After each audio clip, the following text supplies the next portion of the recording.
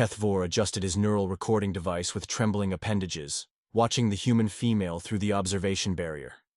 His mandibles clicked nervously as he transmitted to the Galactic Council's emergency session. Council members, what I am about to share defies every biological law we understand about apex predation. His voice carried through the quantum communicator to 17 different star systems. The human, designation Nora Quinn, has done something that should be mathematically impossible. The massive creature before them measured 47 meters in length, its armored hide gleaming like molten metal under the artificial suns of Habitat Zone 7. The Vorthak Dragon, a species that had terrorized 3 sectors for millennia, lay motionless, its skull fractured in a pattern so precise it looked almost artistic. How long has the human been on your station, Kethvor? The voice belonged to High Arbiter Zix Prime, her tone carrying the weight of someone who had seen too many impossible things lately. 72 rotations. She arrived with a transport carrying rescued younglings from the Kepler mining disaster. Kethvor's secondary eyes focused on the small forms huddled behind Nora Quinn. 37 cubs from various species, all orphaned, all traumatized. A collective intake of breath echoed through the communication array. Even battle-hardened Galactic Council members had limits to what they could stomach. And she volunteered to care for them? This from Counselor Thek Zan of the Warrior Caste, disbelief evident in every harmonic of his translated voice. Volunteered. Kethvor's laugh was bitter, metallic. She demanded it. Threatened to file 17 different violation reports if we placed the cubs in standard custody protocols. Said something about humans having a particular talent for dealing with traumatized children. Through the barrier, Nora Quinn knelt beside a small Andraxian cub, whose phosphorescent scales had dimmed to almost black, a sure sign of severe emotional distress. She spoke in low, soothing tones, her hands moving in gentle patterns that somehow managed to coax a flicker of blue light back into the youngster's hide. "The dragon," prompted Zix Prime. "Ah, yes. The dragon." Kethvor's recording device whirred as it captured the scene. Security breach in Section 12. A juvenile Vorthak Dragon, though at 47 meters, juvenile is rather relative, escaped containment during routine feeding. It went straight for the nursery habitat. The silence that followed was the kind reserved for battlefield reports and funeral announcements. Standard protocol would have been immediate evacuation followed by military response teams, continued Kethvor. Estimated response time, 6 minutes, 23 seconds. Estimated casualties ... He paused, checking his datapad. Significant. But the human was already there, Zix Prime stated, rather than asked. The human was already there, Kethvor confirmed. Reading something called, let me check, Goodnight Moon to a cluster of Zephyrian hatchlings when emergency alarms started. The recording shifted, showing archived security footage. Nora Quinn, approximately 1.7 meters tall and massing perhaps 65 kilograms, looked up from her datapad as warning lights bathed the habitat in strobing red. Around her, 37 alien youngsters of various species began to whimper, chirp, and emit distress pheromones in a cacophony of interspecies panic. "Did she attempt evacuation?" asked Counselor Mektor, his translator struggling with the subspecies of hope in his question. "She stood up," Kethvor replied simply. "Walked to the habitat's main entrance and sealed it, from the inside. She... what? Locked herself and 37 vulnerable younglings in a confined space with an approaching Vorthak Dragon." Kethvor's antennae twitched in what his species considered dark amusement. Then she turned to the cubs and said, and I quote from the audio recording, "All right, everyone behind the furniture. Mama's got work to do." The collective gasp from 17 star systems created enough harmonic interference to briefly disrupt quantum communications. Council members, what I witness next challenges every assumption we have made about human physical capabilities. Kethvor's voice dropped to barely above a whisper. The dragon breached the habitat entrance approximately 47 seconds later. A creature that has single-handedly destroyed military installations, reduced battle cruisers to scrap metal, and whose hide can deflect plasma cannon fire. The recording showed the massive beast squeezing through the twisted remains of what had once been a reinforced security door. Its golden eyes, each the size of dinner plates, immediately locked onto the cluster of terrified younglings. The Vorthak Dragon is, as you know, primarily a scavenger. It prefers prey that cannot fight back. Young, old, injured. Kethvor's voice carried a chill that transcended species barriers. It had found the perfect hunting ground. Nora Quinn stepped between the dragon and the cubs, her small form dwarfed by the monster's massive head. In her hands, she held— "What is that object?" interrupted Counselor Yex Delta, her optical sensors straining to identify the implement. Security analysis indicates it is a standard maintenance wrench, Model 7 Alpha, used primarily for habitat ventilation system repairs. Weight, 2.3 kilograms. Length, 47 centimeters. Composition, hardened steel alloy. She faced a Vorthak Dragon? With a wrench? She faced a Vorthak Dragon with a wrench, Kethvor confirmed. But that is not the most disturbing part. The dragon reared back, its massive jaws unhinging to reveal rows of teeth, each longer than Nora Quinn's arm. Its throat began to glow with the characteristic orange light that preceded a flame attack capable of melting. Titanium. "Standard Vorthak attack pattern," observed Counselor Thexan. "Thermal projection followed by physical consumption. The human should have been vaporized instantly." "Should have been," agreed Kethvor. Instead, the recording showed Nora Quinn taking 2 steps forward, not backward toward safety, forward toward certain death. The dragon fired, full thermal projection, plasma flame reaching approximately 4,000 degrees Celsius, duration, 3.7 seconds, enough energy to reduce most organic matter to constituent atoms. And the human? Kethvor's recording device captured what happened next in excruciating detail. As the dragon's flame engulfed the space where Nora Quinn had been standing, she simply wasn't there anymore. The plasma fire scorched the air where she had been, but struck only empty space. "Where did she go?"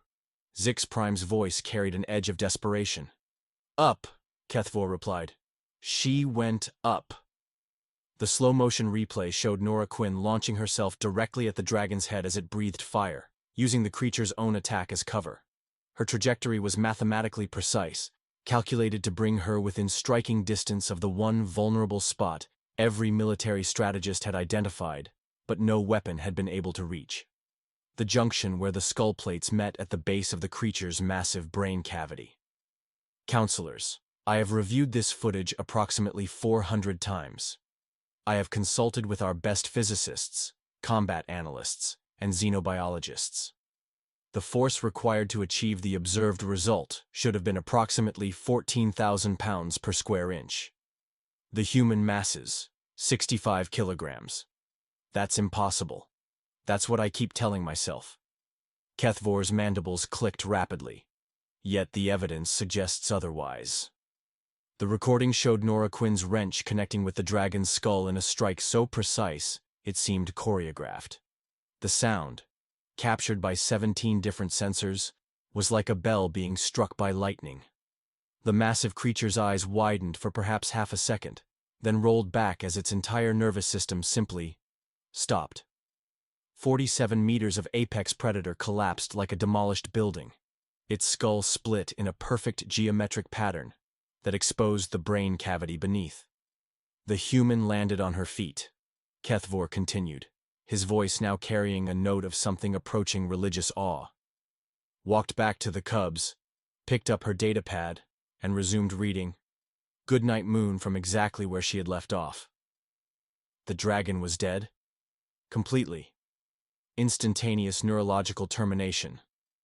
The strike severed exactly the right neural pathways to ensure immediate cessation of all brain function while avoiding damage to surrounding tissue. It was surgical in its precision. Through the observation barrier, Nora Quinn was now helping a small Kepler youngster, no larger than a house cat but covered in iridescent fur, drink from a feeding tube. Her movements were gentle, patient, utterly at odds with what the recording had just revealed about her capabilities. "Has she given any explanation for her actions?" asked Counselor Mektor. When questioned by our security team, she stated, and I quote, "It was threatening my kids. What did you expect me to do, negotiate?" Kethvor's antennae twitched again. When pressed for details about how she achieved the observed result, she replied, "Leverage and timing. Also, I was very motivated." "Leverage and timing," repeated Zix Prime slowly. "A 65-kilogram human used leverage and timing to deliver a 14,000-pound strike." According to her, yes. And the cubs? Unharmed. All 37 are currently in excellent health and showing marked improvement in psychological trauma indicators. They appear to have bonded with the human in a way that defies standard interspecies socialization patterns. Indeed, the observation chamber showed a scene that would have been heartwarming if it weren't so scientifically disturbing. Younglings from 17 different species, many of whom would naturally prey on each other in the wild, sat peacefully around Nora Quinn as she continued reading. A Zephyrian hatchling with wings like spun silver nested in her hair. A Kepler cub had curled up in her lap.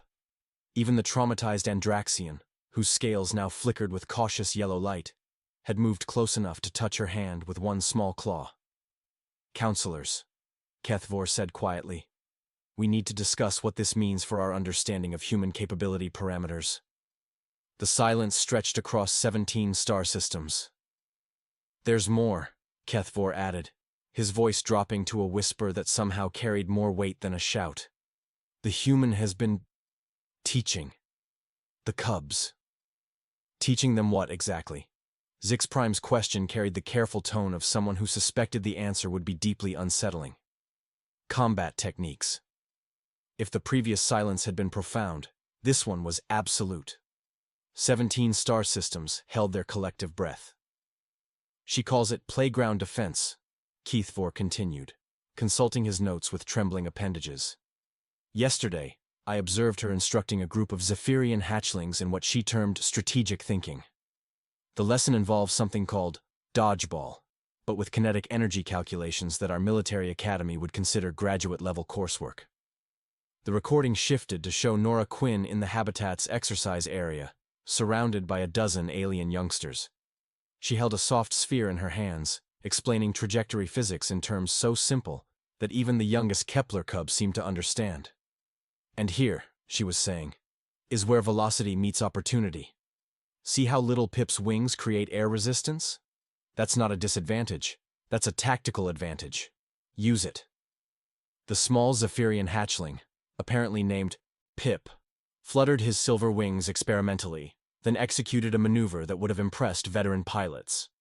The soft ball sailed harmlessly past him as he spun through the air with impossible grace. "Good." Nora Quinn clapped her hands. "Now, Kex, your turn. Remember, your phosphorescent scales aren't just for communication, they're for misdirection." The young Andraxian's scales flickered in a complex pattern that seemed random until the ball bounced off empty space, where optical illusions had suggested his body would be. "Council members," Kethvor's voice cracked with something approaching panic. "She is turning traumatized orphans into tactical savants. In 3 days, these cubs have demonstrated capabilities that exceed our best military training programs." "Surely you exaggerate," protested Counselor Thek-Zan, though his voice lacked conviction. "Do I?" "Yesterday, our head of security attempted to conduct a standard welfare inspection. The cubs politely declined his entry." "They declined?" 37 younglings, the oldest barely past weaning age, coordinated a defense strategy that prevented a trained Galactic security officer from entering their habitat. They used psychological warfare, tactical positioning, and what our analysts later identified as adorable intimidation techniques. The recording showed Security Chief Vex Khan, a battle-scarred veteran of the Outer Rim conflicts, standing outside the habitat entrance looking profoundly confused.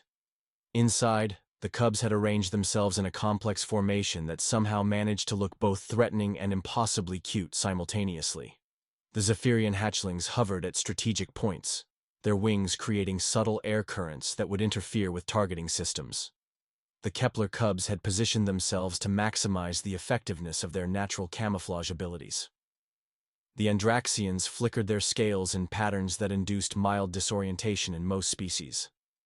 And in the center of it all, Nora Quinn sat calmly reading a datapad titled Interspecies Nutrition Requirements, apparently oblivious to the tactical masterpiece unfolding around her. She didn't even look up, Kethvor observed. When Chief Vex Khan asked permission to enter, she simply said, "The children are playing. Perhaps you could come back later." Then she resumed reading about optimal feeding schedules for Zephyrian hatchlings. And the security chief? Left. A veteran of 43 combat engagements, decorated for valor in the face of impossible odds, winner of the Galactic Medal of Strategic Excellence, retreated from a group of babies and one human female reading about proper nutrition. Counselor Yex Delta's optical sensors whirred as she processed this information. What, precisely, are we dealing with here? I have been asking myself the same question, Kethvor replied. At first, I theorized that the human possessed some form of enhanced physical augmentation, cybernetic implants perhaps, or genetic modifications, but medical scans reveal completely standard human physiology. Then how? That's when I began researching human cultural archives. Kethvor's mandibles clicked in what his species considered grim amusement. Counselors, did you know that humans have a saying, "Hell hath no fury like a woman scorned"? They also have another one, "Never get between a mama bear and her cubs." And? I don't think we truly understood what those phrases meant until now. The human female has adopted 37 alien youngsters as her own offspring. In human psychology, this creates what they call maternal protective instincts. Based on my observations, these instincts appear to grant temporary access to physical capabilities that violate several fundamental laws of physics. Through the observation barrier, Nora Quinn had begun what appeared to be story time. The cubs gathered around her in a perfect circle, their various forms of attention, glowing eyes, twitching antennae, flickering scales, all focused on her with absolute devotion. There's something else, Kethvor added quietly. Something that disturbs me more than the impossible physics or the tactical training. What? They're happy. For the first time since the mining disaster, these traumatized younglings are genuinely, completely happy. Their psychological profiles show healing rates that should take months, happening in mere days. The human is not just their protector or their teacher. Kethvor paused, his recording device capturing Nora Quinn's gentle smile as she began reading from what appeared to be a collection of Earth fairy tales. She is their mother. And according to everything I have learned about human maternal behavior, what we witnessed with the dragon was not an exceptional display of capability. His voice carried a chill that reached across star systems. It was her holding back. The communicator array crackled with interference as 18 different council members tried to speak simultaneously. High Arbiter Zix Prime's authority signal finally cut through the noise. Holding back? Her voice carried the kind of disbelief usually reserved for reports of spontaneous stellar formation. You're suggesting that crushing a Vorthak Dragon's skull with hand tools represents restraint? Evidence supports this conclusion, Kethvor replied, pulling up additional surveillance files. 3 hours after the Dragon incident, the human received news from the Galactic Medical Corps. The casualties from Kepler Station were higher than initially reported. New footage appeared on the quantum display. Nora Quinn stood in the Habitat's communication center, holding a transmission device while 37 pairs of alien eyes watched her from various perches and hiding spots. Her face had gone completely still as the medical officer delivered his report.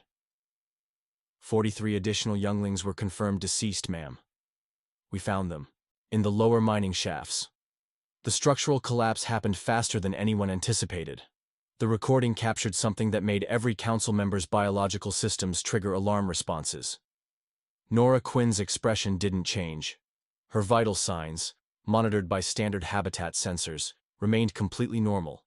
But around her, every piece of electronic equipment began experiencing minor malfunctions. Lights flickered. Data screens showed brief static bursts. Even the environmental systems seemed to hesitate in their cycling patterns. "I see," was all she said. "Thank you for letting me know." But when she set down the communication device, the Habitat's main structural support beam, a titanium steel composite designed to withstand meteor impacts, developed a hairline crack that ran from floor to ceiling. She was angry, observed Counselor Mektor, his voice barely audible. Angry is insufficient terminology, Kethvor corrected. Our structural engineers estimate that level of molecular vibration would require focused sonic energy equivalent to a Class 7 seismic event. The human accomplished it while standing perfectly still. Impossible. Everything about this situation is impossible. Yet here we are. The scene shifted to later that same day. Nora Quinn knelt beside the smallest of the Andraxian cubs, a little one whose scales had remained black since arrival. Her voice carried the gentle patience that somehow made hardened council members feel like younglings themselves. Hey there, Shimmer. I know today was scary. But you know what I learned when I was your age? She carefully adjusted the cub's feeding apparatus, her movements precise enough to calibrate scientific instruments. Sometimes the scariest moments teach us exactly how strong we really are. My birth clutch are gone, whispered the tiny Andraxian, his scales flickering with the faintest hint of blue grief. The mining collapse took everyone.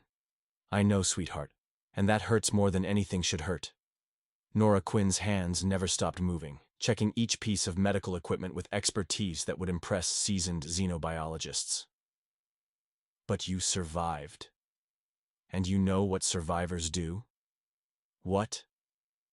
We take care of each other. We make sure no one else has to hurt the way we hurt. The little Andraxian's scales brightened slightly. Around the habitat, 36 other younglings had quietly gathered, forming protective circles within circles. They had learned this pattern without being taught, as if something about Nora Quinn's presence activated genetic memories older than spaceflight. Counselors, Kethvor's voice interrupted the scene. What you just witnessed represents the most sophisticated psychological therapy protocol I have ever observed. The human-addressed trauma, validated emotional response, provided future-focused purpose, and reinforced social bonding structures. In 4 sentences. She has training in xenopsychology? According to her personnel files, she has training in elementary education, with a focus on special needs children, which, apparently, translates across species barriers in ways our xenosociology departments never anticipated. Counselor Thek Zan leaned forward in his command chair. What happened next? The next day, we received a priority communication from Sector Command. 3 more Vorthak Dragons had escaped containment from a research facility in the Outer Rim. They were heading directly for inhabited systems. The quantum display showed star charts with projected trajectory paths. 3 massive heat signatures moved through space at velocities that defied everything known about Vorthak Dragon biology. They were covering distances that should have taken months in mere hours. Standard protocol called for evacuation of all civilian populations and deployment of the 7th Fleet, Kethvor continued. Estimated casualties were placed at approximately 4 million beings across 6 systems.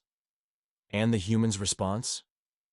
The recording shifted to show Nora Quinn receiving this news while simultaneously teaching a group of Zephyrian hatchlings about aerodynamics using paper airplanes.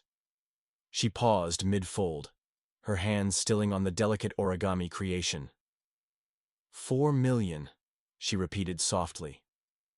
Around her, the cubs sensed the change immediately. Without any visible signal, they began moving into defensive positions that would have impressed military tacticians. The Andraxians formed a perimeter, their scales creating a communications network through synchronized light patterns. The Zephyrian hatchlings took to the air, establishing 3-dimensional awareness zones. The Kepler cubs simply vanished, melting into shadows and camouflaged positions that rendered them effectively invisible. All of this happened in complete silence, with the fluid coordination of a unit that had trained together for years rather than days.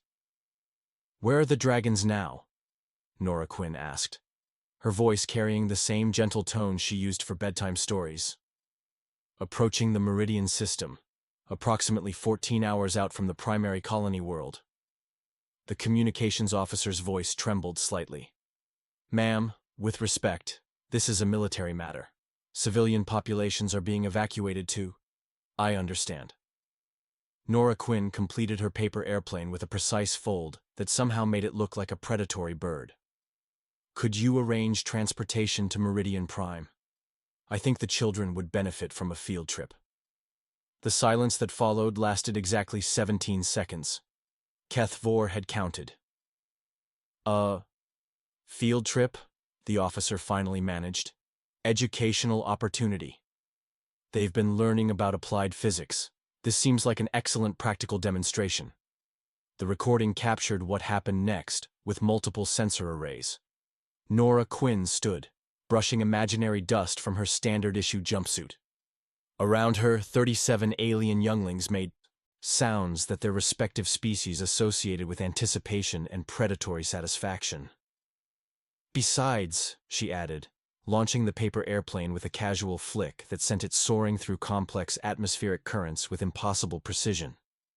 Someone needs to explain to those dragons about appropriate behavior around children. The airplane executed a perfect loop, struck a target across the habitat with mathematical accuracy, and somehow managed to fold itself into a shape that looked distinctly threatening. Counselors, Keth Vor's voice carried across 17 star systems. At this moment, transport arrangements are being finalized. The human female and 37 alien younglings are preparing to intercept 3 fully grown Vorthak Dragons in open space. This is madness. This is Tuesday afternoon for humanity, apparently. Keth Vor's mandibles clicked in what might have been laughter or terror.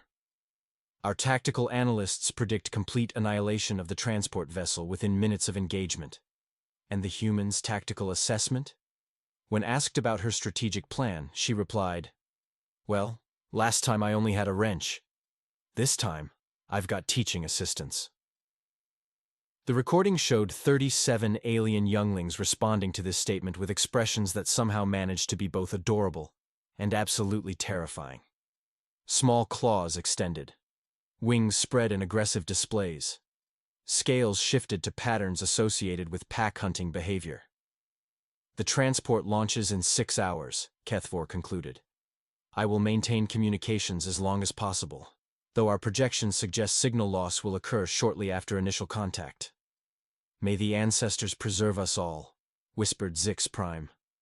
Oh, I don't think the ancestors are the ones we need to worry about, Keth Vor replied. I think we need to worry about what happens when 3 apex predators discover they've threatened a human's children. His recording device captured one final image. Nora Quinn kneeling in the center of her adopted family, each youngster receiving individual attention, specific encouragement, and what appeared to be tactical assignments disguised as affectionate nicknames. Pip, you're my eyes in the sky. Kex, your communications and misdirection. Shimmer, your psychological warfare specialist. The list continued, each cub receiving a role that matched their natural abilities while somehow making them feel special and valued and absolutely lethal. Transport departs in T-6 hours, announced the facility's automated system. 38 beings prepared for war, and across 17 star systems, every member of the Galactic Council realized they were about to witness either the greatest rescue mission in recorded history, or the most spectacular demonstration of human protective instincts ever documented. Possibly both. The universe held its breath. 4 hours later, Keth Vor's mandibles were clicking so rapidly they created a percussion rhythm that interfered with his recording equipment. The transport vessel, a standard civilian cargo hauler with all the combat capability of a floating sandwich, had just entered the outer edge of the Meridian system. Council members, he transmitted, his voice carrying the strained quality of someone watching a slow-motion catastrophe.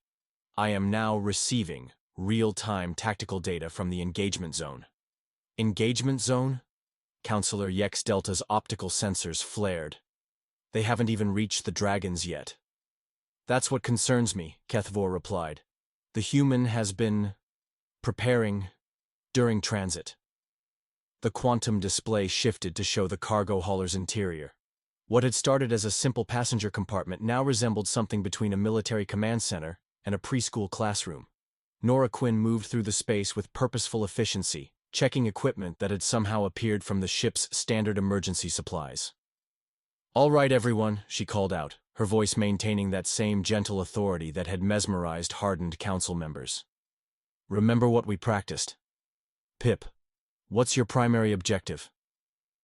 The silver-winged Zephyrian hatchling, performed a perfect aerial maneuver around a makeshift obstacle course constructed from emergency ration containers. High-altitude reconnaissance and aerial superiority through superior maneuverability, Mama Nora. Excellent. Kex? The young Andraxian's scales flickered through a complex pattern that created optical illusions so sophisticated they made seasoned pilots nauseous just watching the recording. Sensory disruption and communication jamming through controlled bioluminescent frequencies.